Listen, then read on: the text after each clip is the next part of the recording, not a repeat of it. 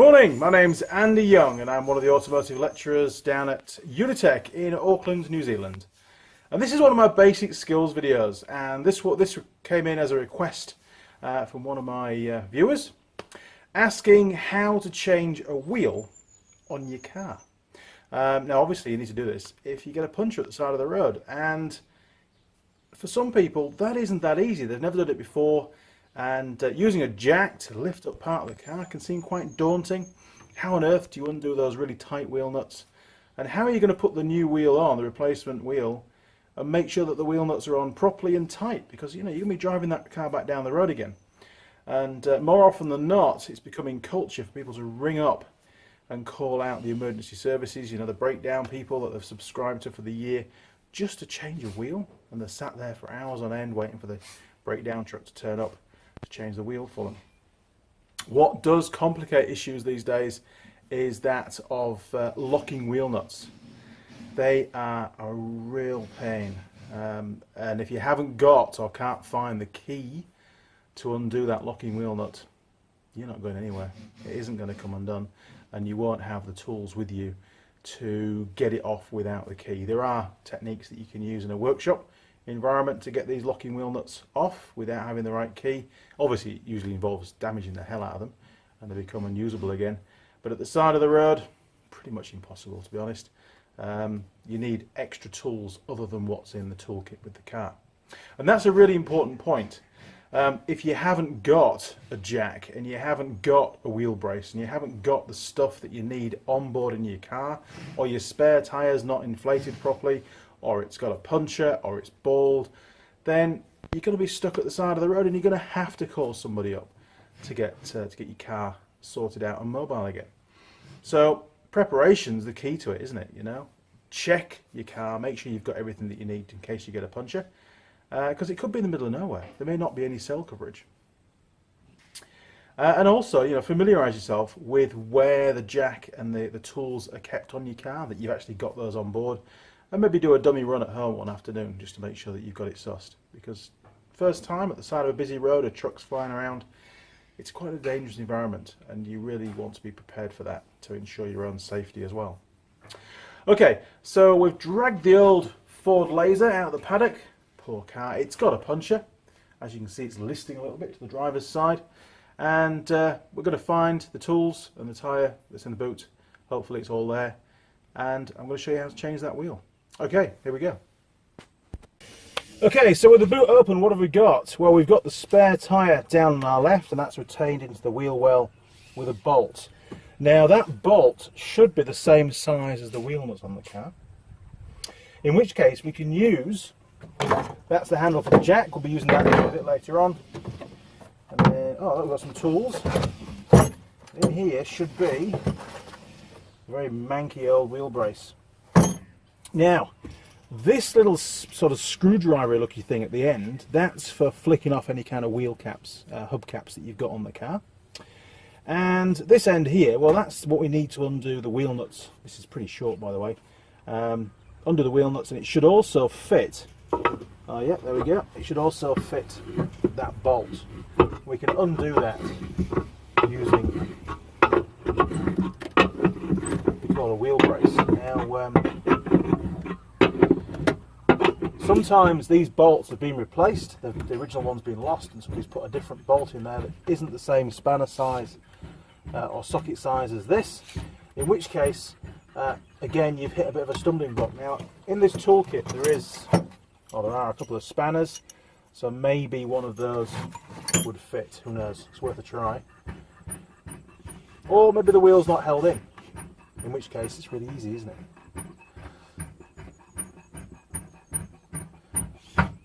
Okay, so that's the spare wheel retaining bolt out of the way, and we'll need to use that again to put the flat tyre back in the wheel well. And what else have we got in this toolkit? Well, we've covered the spanners. We've got, it looks like a spark plug removal tool. That's pretty cool. And that comes with a little bar to go in there, so we can take the spark plugs out of the car if we need to. You don't normally get that in modern cars. And we've got a pair of pliers. Pretty basic, but again, could be quite useful. So it looks very much like the toolkit on this car is pretty original. One thing you can also do, by the looks of it, maybe, have they done it? Yes, they have. Okay. This is quite short, so you're not going to get a lot of leverage with that. If you find that the wheel nuts are really tight, then we can slide that tube over the end and use it as an extension to increase the leverage. Just be careful it doesn't slip off when you're cracking off those wheel nuts.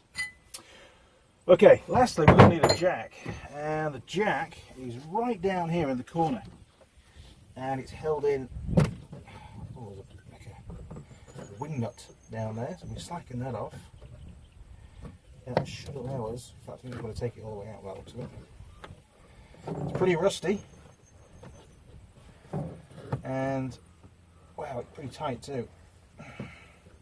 So maybe we'll use the pliers to help undo that. That's something that you might have to encounter at the side of the road. This sort of highlights the issues that you should be checking your gear on a regular basis. When we put this back in, I'll use some copper paste on those threads and just try and free it off, because it shouldn't be anywhere near as tight as this. There's no need for it to be this tight, because it is actually quite difficult to get to.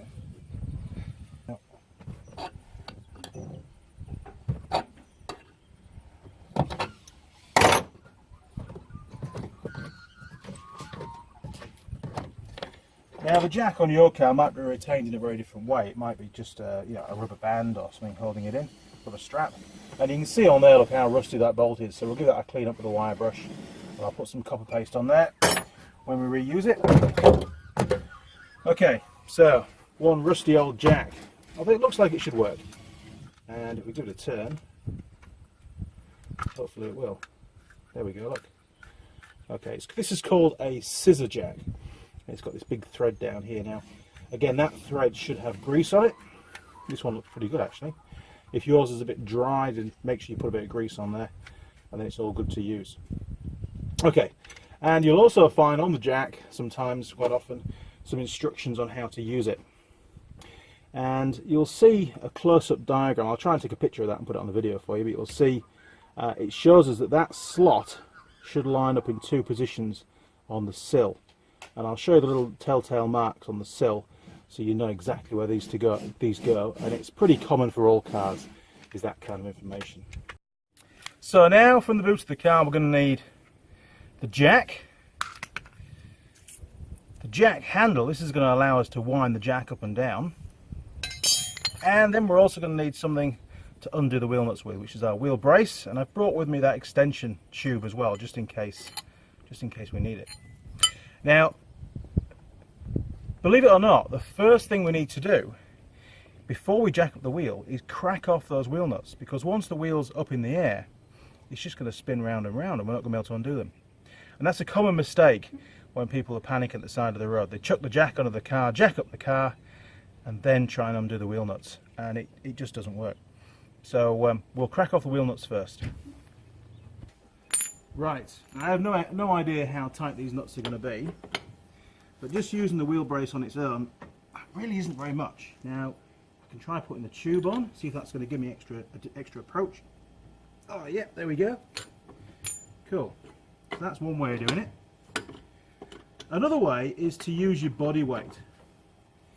Now, if you put that on the nuts, it's about horizontal, then you can just stand up, put your foot on there and use the weight of your body to slacken it off. And that actually is a really good way of doing it. It's quite safe, it's a lot more controlled. You can hold on to the car to steady yourself. Now these nuts, because we've not got the jack in place at the moment, these nuts only want to be slackened off. You're not taking the nuts off the wheel at the moment. That would be crazy, because you know the car could drop down, the wheel could fall off.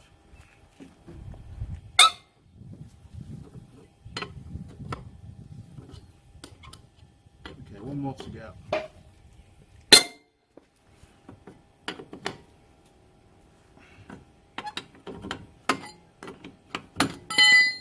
There we go. So they're all now loose, and now it's time to install the jack.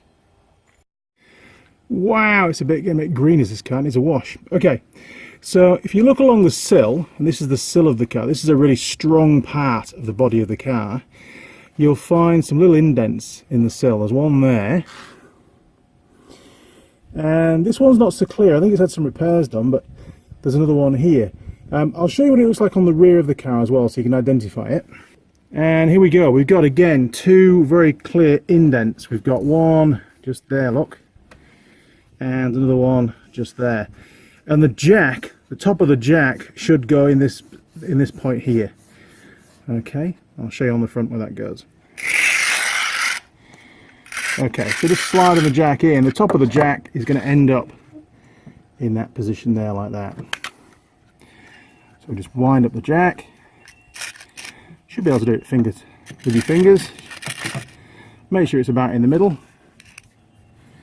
and then just wind it up until it's held in place. It's not going to slip. Now, before we go any further, there's something else we need to do. So, before you go any further, make sure, if it's a manual car, it's in gear. If it's an auto, make sure it's in park. And, of course, make sure the handbrake's on. Okay? That is really important. You must make sure the handbrake's on. Ideally, you want to have stopped on a nice flat piece of ground. You don't want to try to do this on a hill. If it's icy or the road's really slippy, then you really need to think twice about this, and you should really, for safety's sake, keep driving until you find somewhere that's dead flat and safe to change the wheel. Right, now we'll go jack up the car. Okay, handbrake's on, and all we need to do now is get the crank handle for the jack, put it in there, and then by holding that part of the crank handle still, and then we just to support it, and we just rotate the handle round. It doesn't take too much effort, these cars are not that heavy.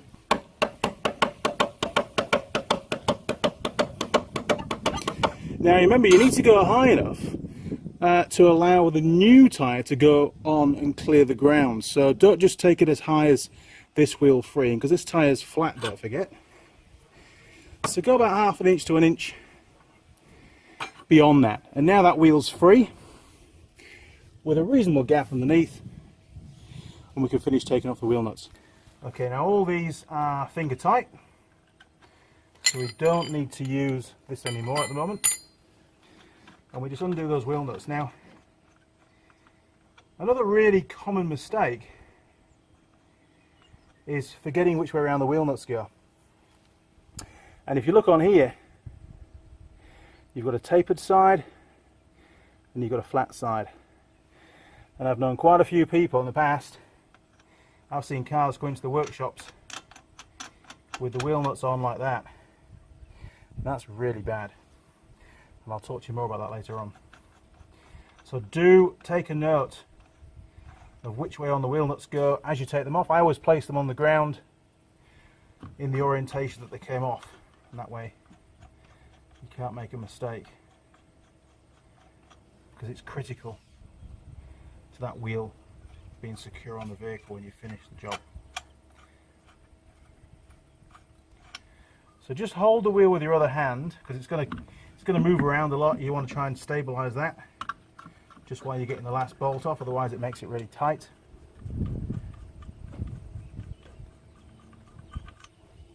There we go. Okay, and now we can lift off that wheel, and this is the one that's going to go back in the boot. This is the flat tire.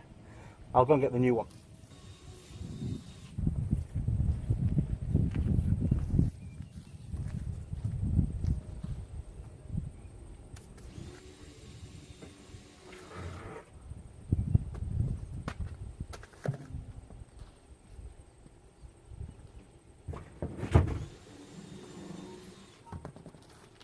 Okay, let's do this.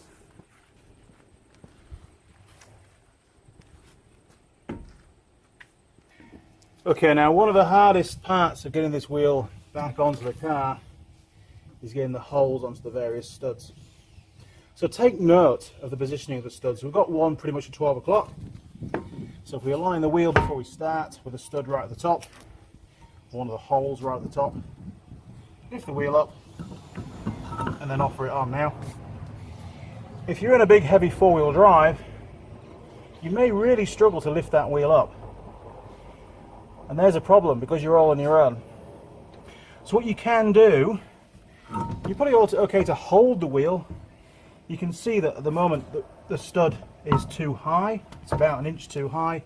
you can actually wind the jack down slightly. I'll do that for you. If you wind down the jack a little bit,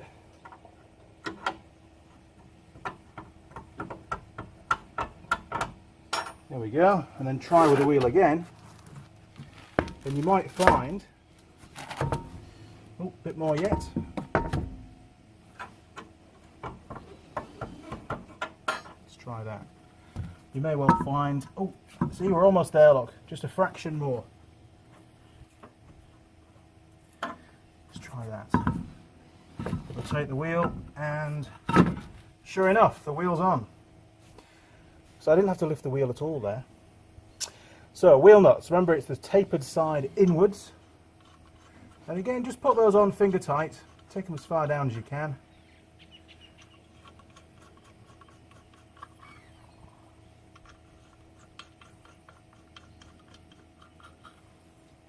There we go, look.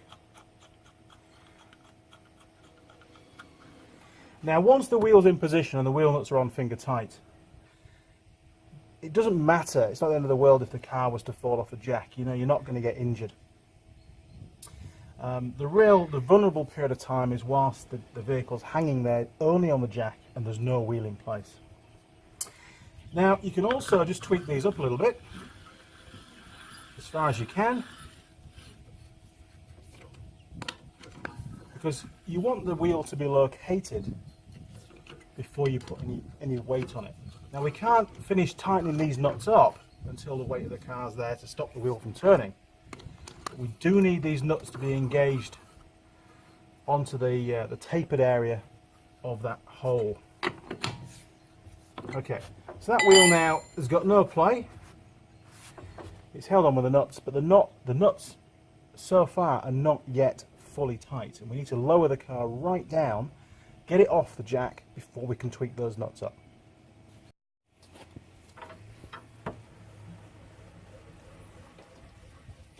It's this point in time that you realise, did I remember to inflate my spare tyre last time I checked my tyres? Let's hope you did.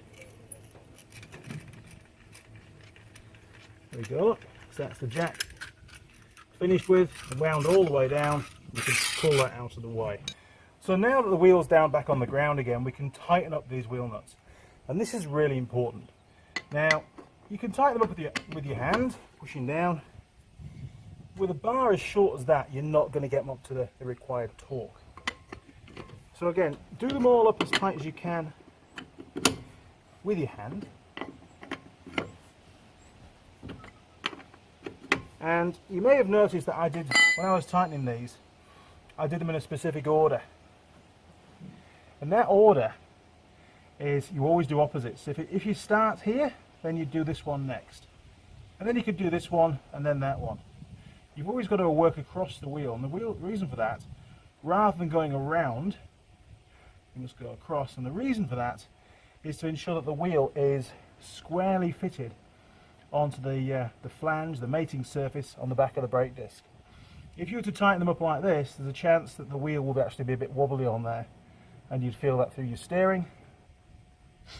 That vibration could cause those wheel nuts to come loose, and then you could lose the wheel. That's a bad thing. Okay, so I'm now going to use my body weight to do a final tighten of these wheel nuts. And again, we'll start with this one, then we'll go to number 2 here, number 3 here, and then number 4 at the top.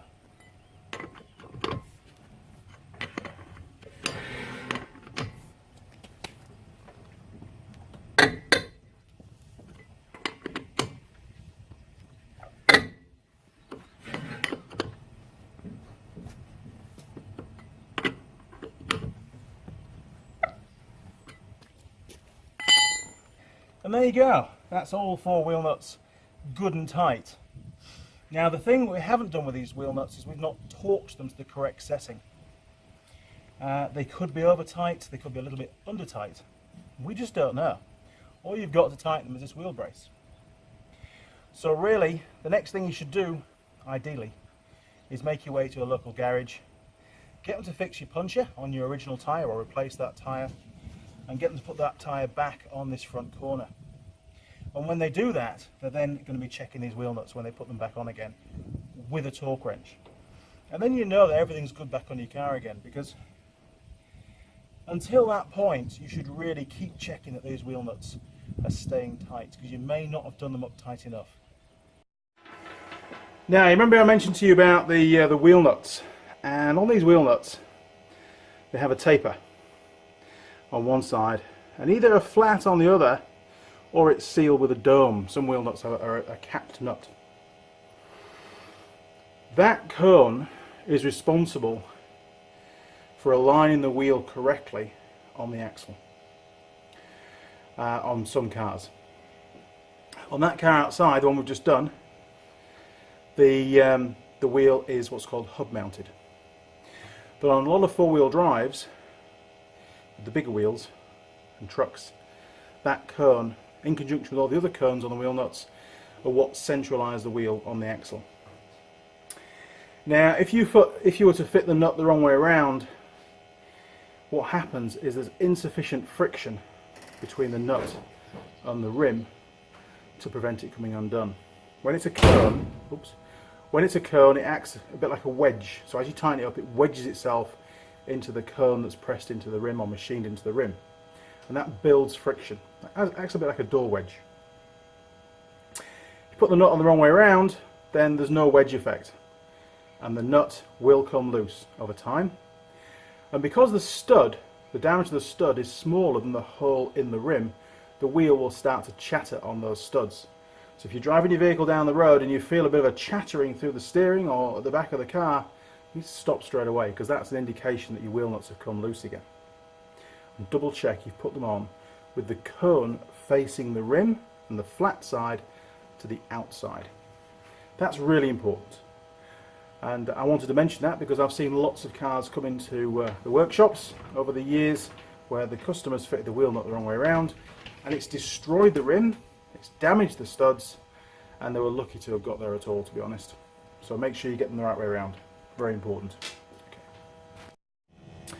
So there you go. Very quick, short video showing you how to change the wheel on your car using the car jack.